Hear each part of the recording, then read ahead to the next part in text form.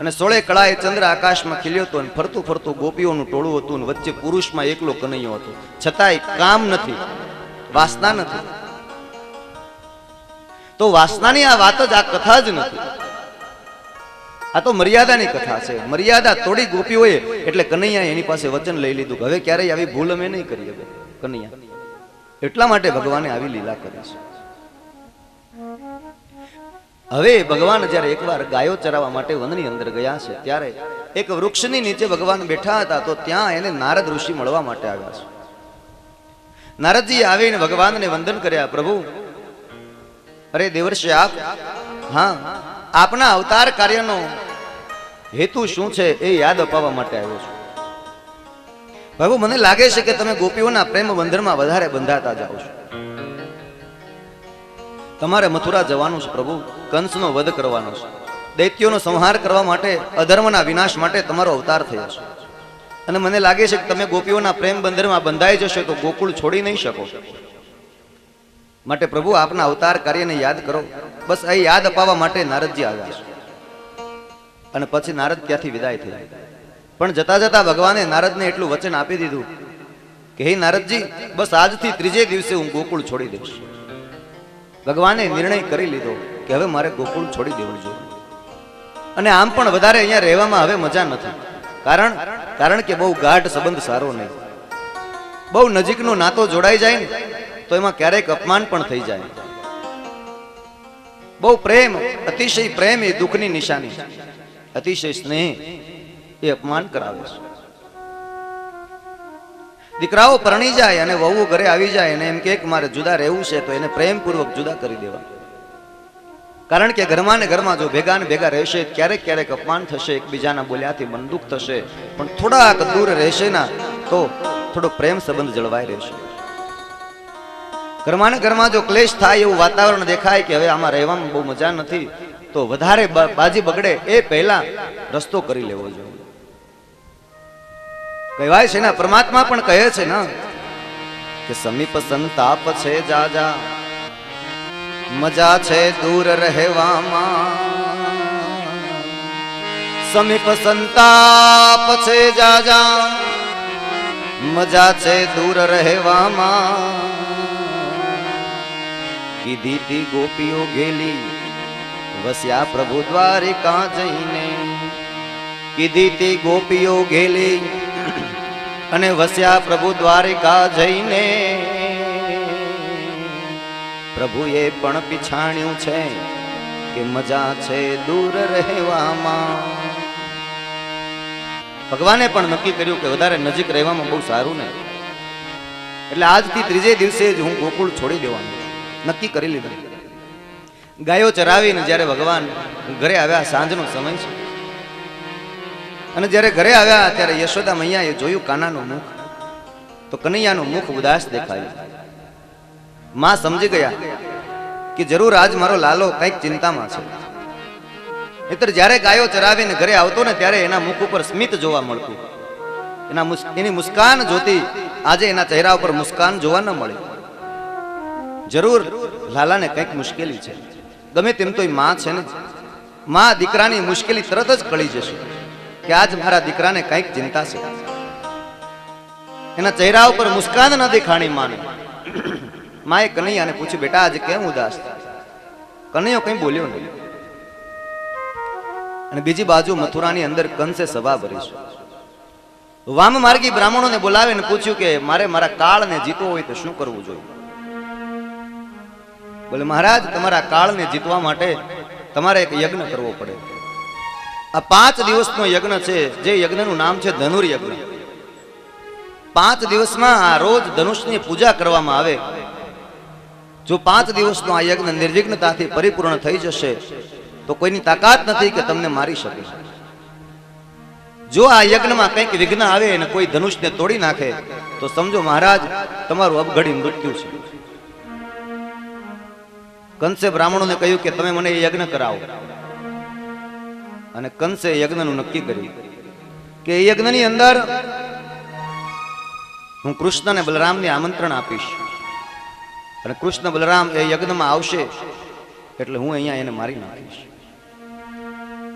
આવું આયોજન કંસે ગોઠવ્યું છે અને અક્રૂરજીને બોલાવ્યા.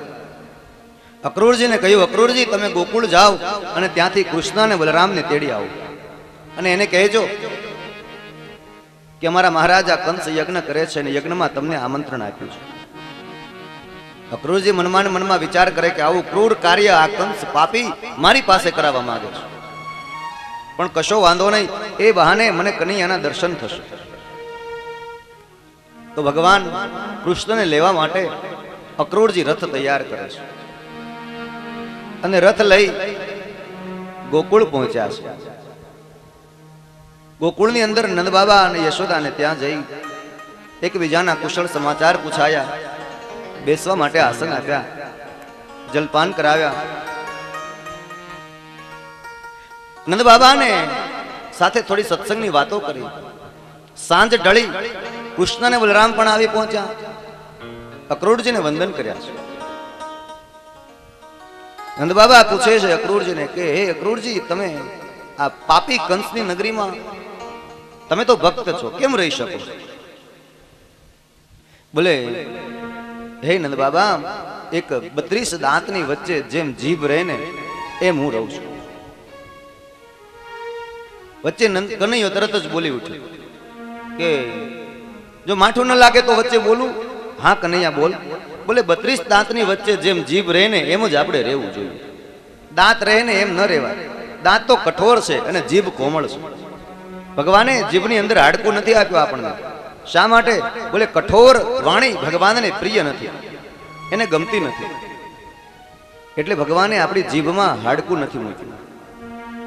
અને જો જીભમાં હાડકું નથી મૂક્યું તોય ઘણી વાર મનુષ્ય કઠોર વાણી ઉચ્ચારે છે. કદાચ જીભમાં હાડકું આપ્યું હોત ભગવાને તો કેટલી વાણી કઠોર થાય. એટલે કનૈયાએ કીધું કે દાંત રહે ને એમ ક્યારેય ન રહેવું અક્રૂરજી, જીભ રહે ને એમ જ રહેવું જોઈએ. જીવનમાં કોમળતા નિર્મિત કરવી જોઈએ, કઠોરતા નહીં. અને પછી થોડી વાર સત્સંગની વાતો થઈને ધીમેથી અક્રૂર બોલ્યા છે કે હું કૃષ્ણ અને બલરામને લેવા આવ્યો છું. અમારા મહારાજા કંસ યજ્ઞ કરે છે અને યજ્ઞમાં કૃષ્ણ બલરામને આમંત્રણ આપ્યું છે, માટે હું એને લેવા આવ્યો છું. અને જોત જોતામાં આખા વ્રજના સમાજને ખબર પડી ગઈ કે મથુરાથી કોઈ અક્રૂર નામના વ્યક્તિ રથ લઈને આવ્યા છે અને કૃષ્ણ બલરામને લેવા એને તેડી જવાના છે. સખીઓ એકબીજાને કહેવા લાગી, અરે રે સખી, તને કઈ ખબર છે? હા, તો કે વ્રજમાં કંઈક વાતો થાય છે. કેવી વાતો થાય છે? એ બાયુ વ્રજમાં તે વાતો એવી થાય છે. બાયુ વ્રજમાં તે વાતો એવી થાય છે. બાયુ વ્રજમાં તે વાતો એવી થાય છે. બાયુ વ્રજમાં તે વાતો એવી થાય છે. કૃષ્ણ બલભદ્ર મથુરા જાય છે રે. કૃષ્ણ બલભદ્ર મથુરા જાય છે રે. કૃષ્ણ બલભદ્ર મથુરા જાય છે રે. કૃષ્ણ બલભદ્ર મથુરા જાય છે રે. બાયુ વ્રજમાં તે વાતો એવી થાય છે રે. બાયુ વ્રજમાં તે વાતો એવી થાય છે. એ રથ જોડીને અક્રૂર આવ્યા રે. રથ જોડીને અક્રૂર આવ્યા રે. એ રથ જોડીને અક્રૂર આવ્યા રે. રથ જોડીને અક્રૂર આવ્યા રે. કૃષ્ણ ગોકુળ મેલી મથુરા જાય છે રે. કૃષ્ણ ગોકુળ મેલી મથુરા જાય છે રે. કૃષ્ણ ગોકુળ મેલી મથુરા જાય છે રે. કૃષ્ણ ગોકુળ મેલી મથુરા જાય છે રે. બાયુ વ્રજમાં તે વાતો એવી થાય છે રે. બાયુ વ્રજમાં તે વાતો એવી થાય છે. બાયો વ્રજમાં કેવા તો એવી થાય છે હે બાયો વ્રજમાં કે વાતો એવી થાય છે. સાંભળ્યું સાંભળ્યું સખીઓ, વ્રજમાં એવી વાતો થાય છે કે કૃષ્ણ બલભદ્ર મથુરા જવાના છે. કેમ ખબર નહીં, કોઈ રથ જોડીને અક્રૂર નામના વ્યક્તિ આવ્યા છે. ચાલો નંદ બાબાના આંગણામાં જઈએ. આમ કહીને આખો વ્રજનો સમાજ નંદ બાબાના આંગણામાં પહોંચ્યો છે. બાબા, અમે સાંભળ્યું છે કે કૃષ્ણ અને બલભદ્ર મથુરા જાય છે. હા, એને લેવા કોઈક આવ્યું છે રથ જોડીને? હા, કોણ છે? અક્રૂરજી છે. ક્યાં છે? બહાર બોલાવો, અમારે એને કંઈક પૂછવું છે. અક્રૂરજી બહાર આવે છે. ગોપીઓ અક્રૂરજીની સામે જોઈને પૂછવા લાગી કે હે અક્રૂર, તમારું નામ અક્રૂર કેમ છે? તમારું કામ તો છે ક્રૂર અને નામ રાખીને બેઠા છો અક્રૂર. અમારાથી કોઈ કૃષ્ણને અળગા કરે ને તો અમને કોઈ તીક્ષ્ણ અણીવાળા બાણ મારે અને જે વેદના થાય ને એ વેદના અમને થાય છે. એ વાત અમારાથી સહન નહીં થાય. કોઈ કહે કે કૃષ્ણ દૂર જવાના છે તો એ સાંભળીને પણ અમને વેદના થાય છે. હે અક્રૂર, તમને શું ખબર હોય કે અમારો અને કૃષ્ણનો પ્રેમ શું છે? તમે તમારા જીવનમાં ક્યારેય કોઈને સાચો પ્રેમ કર્યો છે?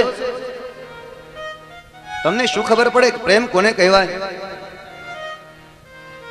હે અક્રૂર, પાછા ચાલ્યા જાઓ. અમે કૃષ્ણ બલભદ્ર નહીં આપ્યા. ત્યાં તો એક બીજી ગોપી બોલી, અરે અરે જવા દે ને. શા માટે આ અક્રૂરને દોષ આપે છે? એ અક્રૂર તો ચિઠ્ઠીનો ચાકર છે. એ તો દૂત બનીને આવ્યો છે, કંસનો મોકલેલો એ સેવક છે. એને તો કંસની આજ્ઞાનું પાલન કરવાનું એ એનો ધર્મ છે. પણ દુઃખની વાત તો એ છે ગોપીઓ કે આપણો કનૈયો આપણને છોડીને જવા તૈયાર થઈ ગયો. હે કનૈયા, અમારા પ્રેમમાં તને ક્યાં ખામી લાગી કે તું આજે અમને છોડીને જવા તૈયાર થઈ ગયો છે? અરે, અમારા જેવી અભાગી કોણ હોય? અમે તને સાચો પ્રેમ નહીં કરી શકી હોય ના, એટલે આજે તું અમને છોડીને ચાલ્યો જાય છે. કઈ વાંધો નહીં, જા કનૈયા, પણ યાદ રાખજે તારા વિના અમે જીવીશું નહીં. તારા વિના અમારું મૃત્યુ થઈ જશે. રાત્રિ પસાર થવા લાગી છે. અંધકાર છવાયો છે પૃથ્વી પર. ગોપીઓએ નંદ બાબાના આંગણામાં બેસીને રુદન કર્યું છે. એ દિવસે રાત્રે કોઈ ભોજન કર્યું નહીં. ગાયો ઘાસ ચરી નહીં. જલપાન પણ કર્યું નહીં. સૌ કોઈની આંખમાંથી અશ્રુઓ ઉભરાવા લાગ્યા છે કે આજે કનૈયો અમને છોડીને જવા તૈયાર થઈ ગયો. અમે એને બરાબર લાડ પ્યાર ન કરી શક્યા એટલે અમને છોડીને ચાલ્યો જાય છે. ખૂબ રાત્રિ પસાર થવા આવી.